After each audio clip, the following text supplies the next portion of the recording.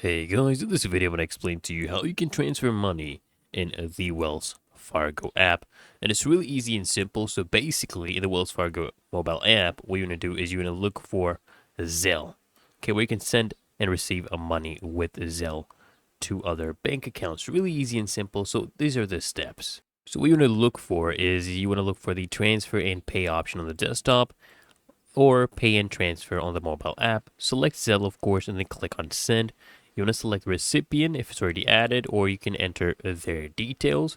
Just enter the amount. You can go ahead and review that and click on send. Really easy and simple. So basically, it's just an app that partners with financial institutions to help you send money to other accounts.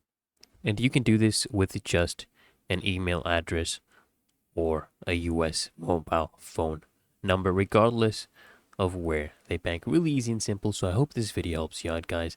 If it did, consider smashing the like button as well as subscribing to Smart Solutions, and I'll see you in the next one.